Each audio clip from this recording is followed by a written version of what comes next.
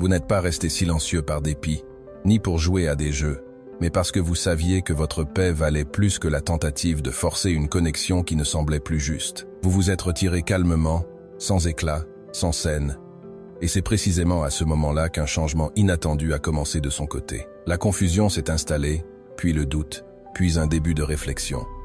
Ce que vous aviez choisi n'était pas une fuite, mais un recentrage. Dans cet espace nouveau, elle a commencé à sentir quelque chose se déplacer en elle, car un silence qui n'est pas chargé d'amertume, mais empreint de clarté, parle plus fort que 1000 explications. Il dit ce qu'elle n'aurait jamais voulu entendre, et provoque parfois un bouleversement qu'elle n'aurait jamais imaginé. Ce fut le premier point de rupture, le moment précis où elle réalisa que vous ne réagissiez pas. Au départ, elle s'attendait aux messages habituels, aux appels prolongés, peut-être même à quelques supplications déguisées. Mais au lieu de cela, vous ne lui avez rien donné. Pas de drame, pas de besoin, juste une immobilité totale. Pour une femme habituée au vacarme émotionnel, ce calme a une saveur étrange. Un homme stoïque ne répond pas au chaos, il l'observe. Et dans cet état d'immobilité, elle a commencé à ressentir le poids du silence, plus encore que celui de vos paroles passées. Ce qu'elle n'a pas vu tout de suite, c'est que cette absence de réaction ne venait ni de la colère, ni d'un calcul, mais d'une clarté profonde. Vous n'aviez rien à prouver. Vous aviez simplement accepté la réalité telle qu'elle était et choisi la paix plutôt que la lutte pour avoir raison. C'est à cet instant que le manque a commencé à se creuser. L'attention qu'elle pensait acquise n'était plus là. Le confort de savoir que vous seriez toujours disponible pour répondre ou prendre l'initiative avait disparu. L'homme qui, autrefois, aurait pu courir après, expliquer, tenter de réparer, ne s'est pas présenté cette fois-ci. Et cela l'a ébranlée. Elle a fait défiler son téléphone, guettant l'apparition de votre nom. Elle a surveillé vos stories, vos statuts, à la recherche d'un indice qui prouverait que, peut-être, vous pensiez encore à elle comme avant. Mais à chaque absence de signe, une question montait en elle. Pourquoi ne réagit-il pas? Ce silence, d'abord facile à ignorer, a commencé à résonner. Et dans cet écho, les souvenirs de ce qu'elle avait négligé ont refait surface. Votre constance, votre loyauté, votre façon d'être présent. Lorsqu'un homme ne répond pas aux tensions émotionnelles, il oblige l'autre à faire face à ses propres émotions. Elle aurait voulu vous voir céder, mais vous ne l'avez pas fait.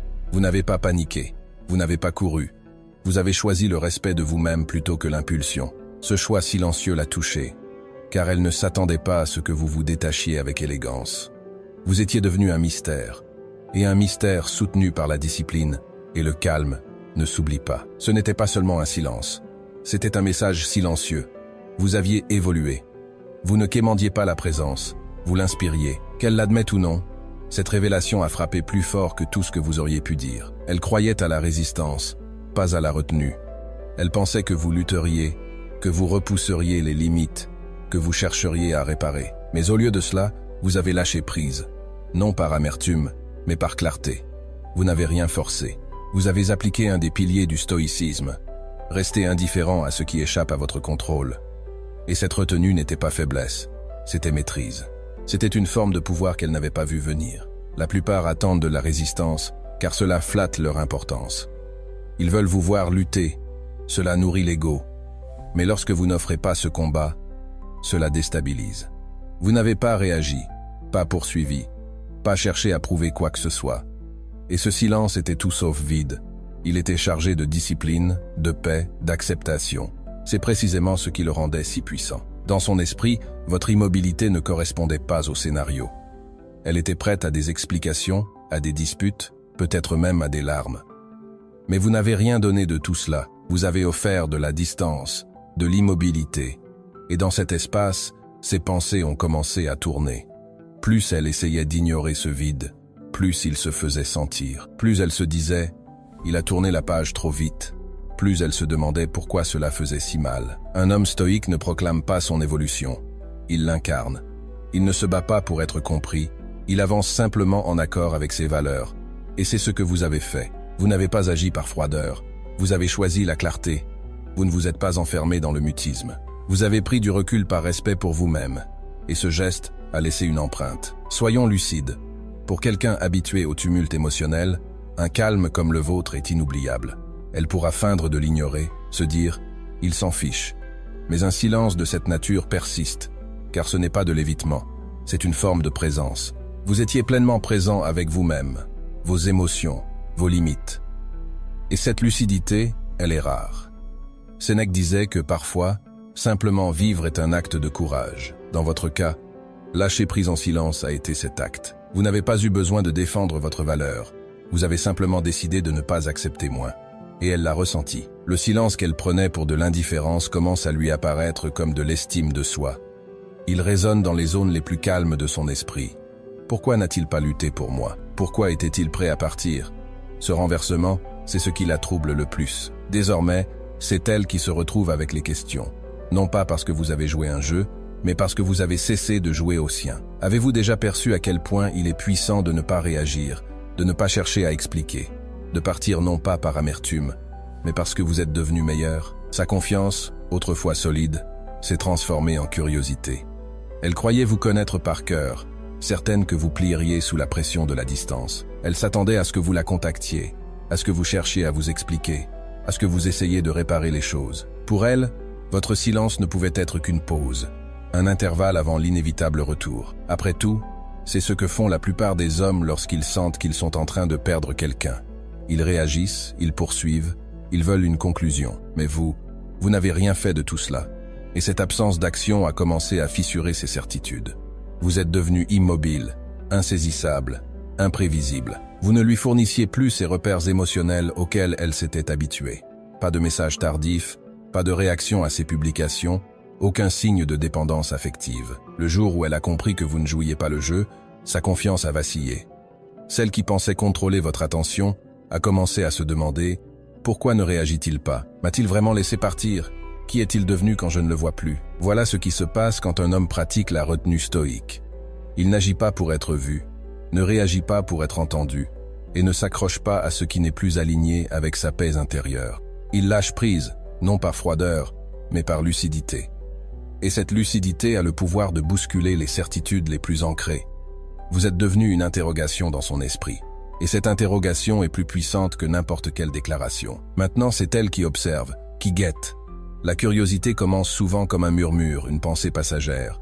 Mais lorsqu'elle reste sans réponse, elle s'enracine et devient obsédante. Un homme qui disparaît sans chaos, qui n'éprouve pas le besoin d'une conclusion dramatique, devient inoubliable. Vous n'avez pas poursuivi. Et ce silence l'a forcée à regarder à l'intérieur d'elle-même, à affronter l'idée qu'elle avait peut-être perdu quelqu'un qu'elle n'avait jamais vraiment compris. Ce qui, au départ, n'était que la certitude de votre prévisibilité s'est mué en doute. Et lorsqu'une femme commence à douter de ce dont elle était autrefois sûre, les rapports de force émotionnelle changent. Car la curiosité persistante ne mène pas seulement à la confusion, elle mène au regret. Vous n'avez pas parlé, mais votre absence a tout dit. Elle a tenté de se distraire, mais sans succès. Elle a rempli ses journées de bruit, sorties, amis, réseaux sociaux. Elle riait plus fort, restait dehors plus tard, affichait une insouciance étudiée. Pour les autres, elle semblait avoir tourné la page avec facilité. Mais derrière cette façade, rien n'était réel. Ce n'était qu'un écran, une manière d'étouffer le silence que vous aviez laissé. Car le silence n'est pas le vide, c'est une forme différente de présence. Il met en lumière ce que le bruit cherche à dissimuler. Et le vôtre, ferme, calme, dénué d'amertume, a commencé à résonner plus fort que tout ce que vous auriez pu dire. Elle s'attendait à du drame, à des reproches, à des questions, peut-être même à un geste désespéré. Mais elle n'a trouvé qu'une immobilité paisible. Et cette immobilité l'a forcée à écouter ses propres pensées. Au début, elle se rassurait. Il reviendra, ce n'est qu'une phase. Mais les jours sont devenus des semaines et vous n'avez toujours pas bougé. Pas de publications ambiguës, pas de messages hésitants, pas de tentative de rester amis. Vous n'étiez pas parti par dépit, mais par clarté. Vous aviez choisi votre paix plutôt que son incertitude. Vous aviez incarné un enseignement stoïque essentiel. Ne pas réagir à ce qui échappe à votre contrôle. Marc Aurèle l'avait résumé ainsi. La meilleure vengeance, c'est d'être différent de celui qui vous a blessé. Vous n'aviez pas répondu aux jeux émotionnels. Vous vous étiez élevé au-dessus d'eux. Et c'est cela qui a commencé à l'user. Non pas parce que vous étiez froid, mais parce que vous ne sembliez plus dépendre de sa validation. Les distractions auxquelles elle s'accrochait ont perdu leur éclat. Les conversations avec ses amis sonnaient creux. Les soirées la laissaient plus épuisée qu'heureuse. Parce qu'au fond, elle se souvenait de ce qu'elle ressentait en votre présence.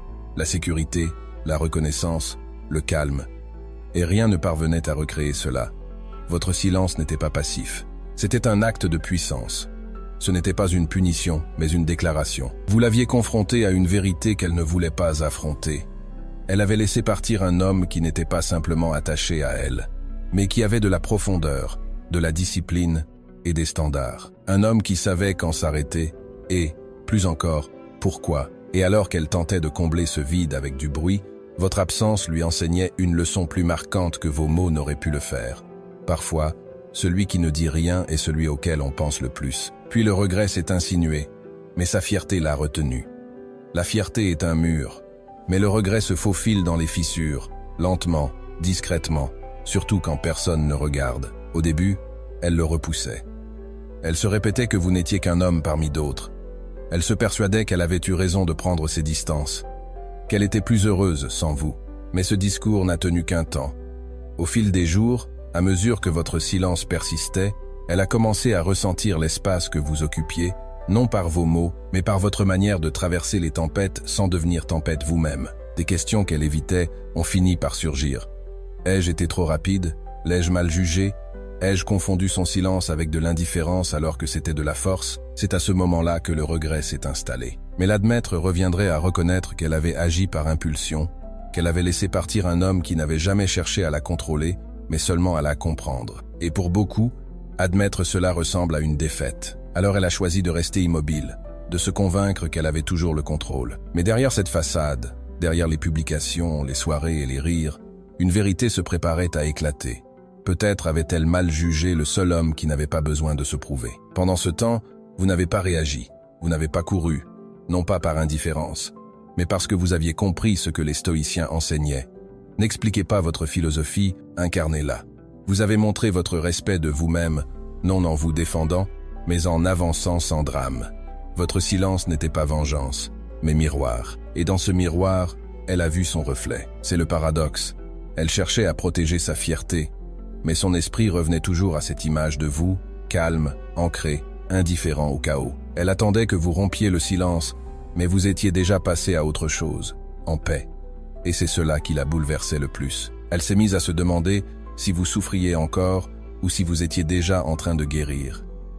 Souffre-t-il en silence ou est-il plus fort que je ne l'imaginais? Cette question, d'abord un simple murmure, est devenue avec le temps une obsession silencieuse. C'est la force et le fardeau de la véritable solidité stoïque.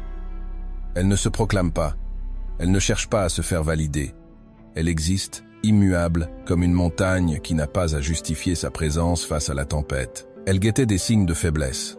Peut-être une story postée tard dans la nuit avec des paroles tristes, peut-être un message rapide disant « Je voulais juste savoir comment tu vas », peut-être une publication laissant entrevoir un chagrin que vous auriez espéré qu'elle lise entre les lignes. Mais il n'y eut rien, aucun mot calculé, aucune preuve que vous vacilliez. Vous n'avez pas cherché à montrer votre douleur ni vos progrès. Vous avez simplement continué à vivre. Et dans cette constance, votre immobilité est devenue le son le plus fort dans la pièce. C'est là que le tiraillement s'est installé en elle. Une partie espérait que vous souffriez encore, parce que cela signifierait qu'elle avait toujours un pouvoir. Mais une autre craignait que vous ne soyez déjà passé à autre chose, plus fort, plus serein, plus sage. Et cet inconnu la déstabilisait plus que tout. Elle n'avait plus accès aux coulisses de votre vie. L'homme qui autrefois ouvrait la porte à son monde intérieur était devenu opaque, illisible. Vous n'aviez pas disparu pour la blesser, ni pour jouer à un jeu. Vous aviez simplement intégré ce que les stoïciens enseignaient depuis toujours.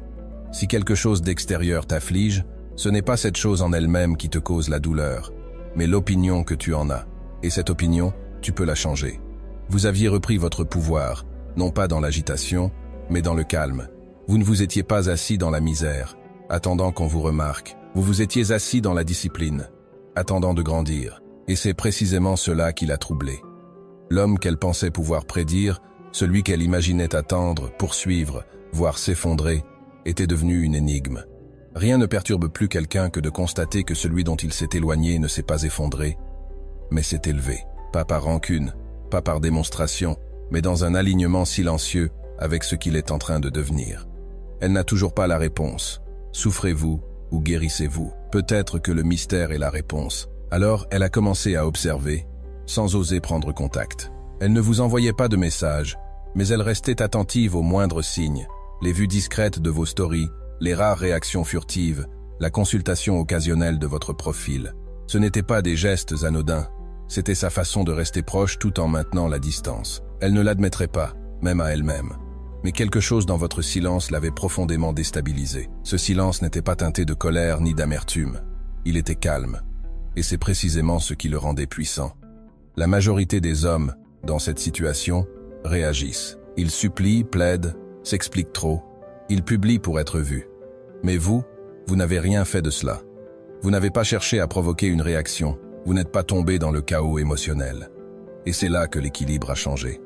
Parce qu'un homme qui se détache avec dignité devient imprévisible. Il devient mystérieux. Et dans cette immobilité, il devient inoubliable. Le paradoxe est là. Moins vous cherchez à être remarqué, plus vous l'êtes, surtout par quelqu'un qui croyait que vous ne partiriez jamais sans lutter. Désormais, elle se pose toutes sortes de questions. Est-ce que je lui manque? Pourquoi ne regarde-t-il pas mes stories? A-t-il vraiment tourné la page? Elle, qui avait le contrôle, ressent maintenant le vide laissé par la perte de votre attention. Et ce vide résonne plus fort que tout ce que vous auriez pu dire. Elle observe aujourd'hui un homme qu'elle ne reconnaît plus complètement. Celui qui cherchait autrefois sa validation marche désormais avec la sienne. Ce changement éveille en elle quelque chose d'inédit. Peut-être du regret, peut-être de la confusion, peut-être même une forme d'admiration. Mais elle ne le dira pas. Elle ne fera pas le premier pas. Pas encore. Parce que ce geste serait l'aveu qu'elle a perdu un homme qui est resté silencieux et en est sorti plus fort. C'est ce qui arrive quand on arrête de poursuivre pour commencer à protéger sa paix. On devient cette présence qu'ils n'arrivent pas à chasser de leur esprit, même à distance, même dans le silence. Alors, elle a rejoué vos derniers échanges et a remarqué l'absence des vôtres. Elle a relu les conversations, faisant défiler vos anciens messages. Elle ne cherchait pas une conclusion, mais un signe, un indice, une dernière émotion, quelque chose à quoi se raccrocher. Mais ce qu'elle a trouvé, c'est un vide, un silence à l'endroit où la plupart auraient versé leur douleur. Pas de longs monologues, pas d'explosion finale, pas de discours pour revendiquer que vous méritiez mieux. Seulement un départ calme, presque solennel. Et c'est ce qui l'a hantée. Elle s'attendait au bruit, à la colère, aux supplications.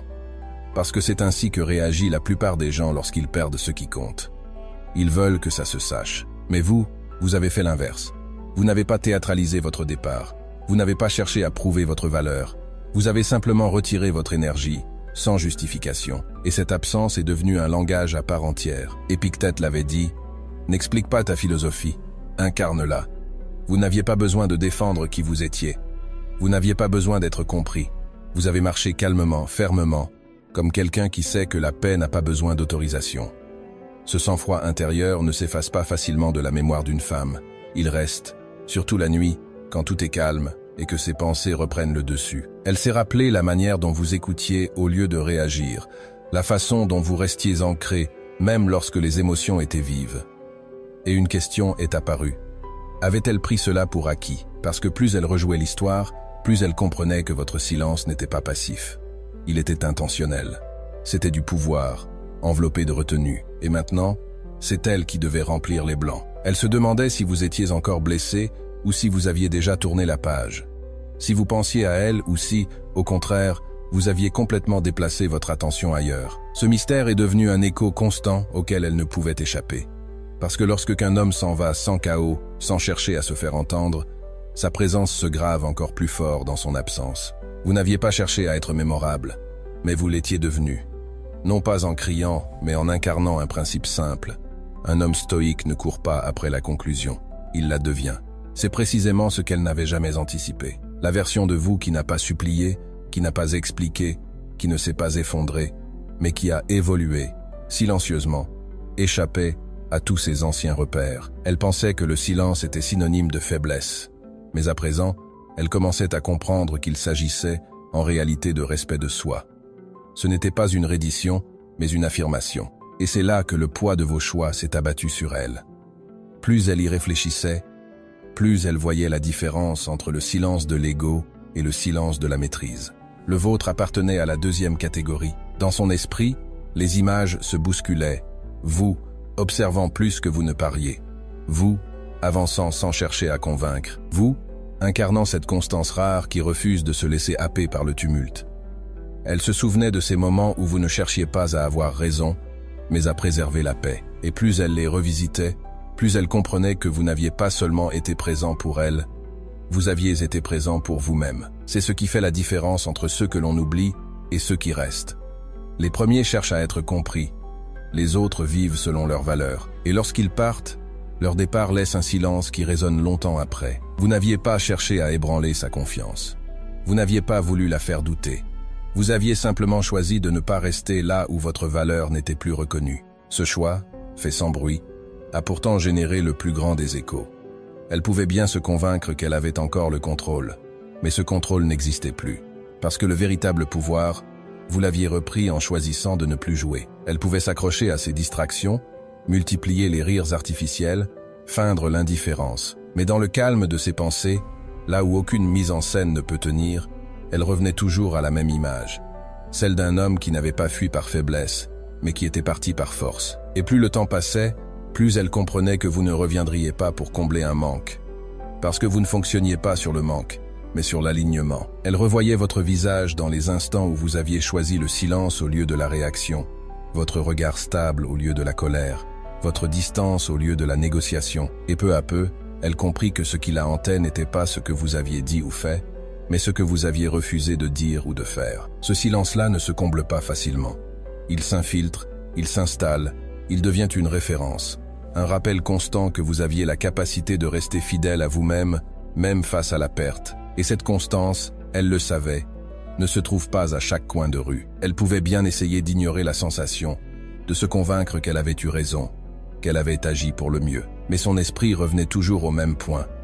Elle avait laissé partir un homme qui ne s'était pas battu pour rester, parce qu'il savait que son rôle n'était pas de supplier, mais de choisir. Et ce choix, elle le sentait, n'avait pas été fait à la légère. Vous, de votre côté, n'aviez pas cherché à entretenir une image. Vous n'aviez pas calculé vos gestes pour susciter une réaction. Vous aviez simplement marché dans la direction qui vous semblait juste, sans vous retourner, parce que votre paix intérieure valait plus qu'une victoire dans un conflit invisible.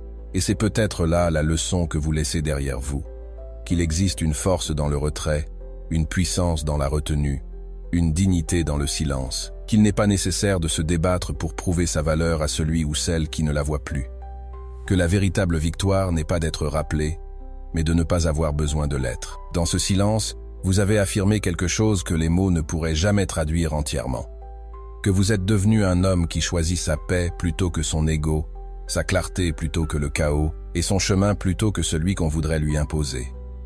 Et quiconque croise un tel homme ne l'oublie pas facilement.